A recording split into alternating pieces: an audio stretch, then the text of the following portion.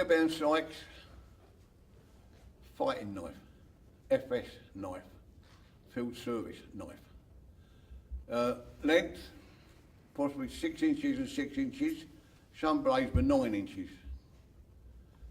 The secret of this knife is not because of the cutting edge, because of the point. This one's a bit blunt.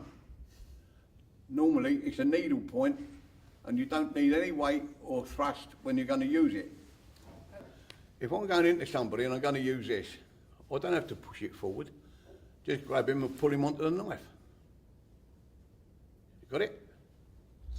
Now then, you don't hold the knife this way, wrong.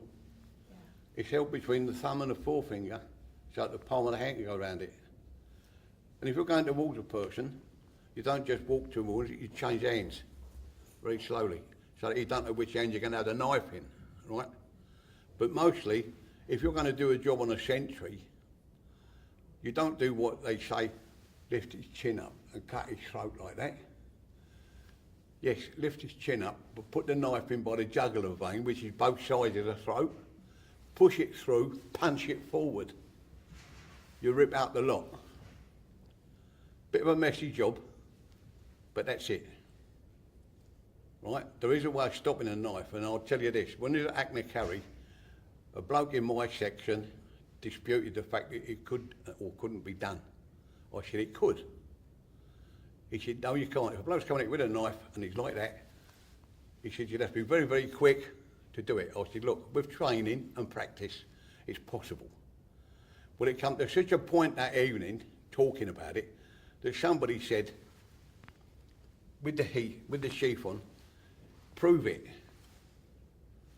So this bloke took the knife, and I stood there, and he came at me like this, the way they said not to do it, right?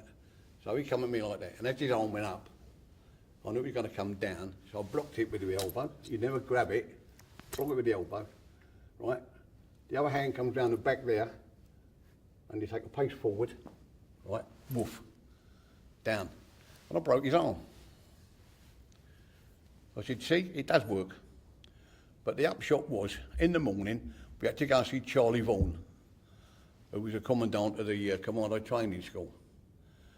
And Charlie said to this bloke, who's got his arm in a sling, he'd been seen by the medics, he said to him, you don't think our methods of training work? And this bloke, well yes, sir, well, but, and Charlie said, and he looked at me and he says, you think our methods of training are good? I said, yes, sir, I've just proved it. He turned around to this bloke with a broken arm, he says, you can pack your kit, get up to camp, you're RTU'd. Boom. You've got no faith in the training, leave it out. But that is a Mark III knife, right? And these channels are not for what people say, let the blood run through. It's just a grip in there, but because that is something. And it, used right, used well, it's a good weapon for close quarter combat.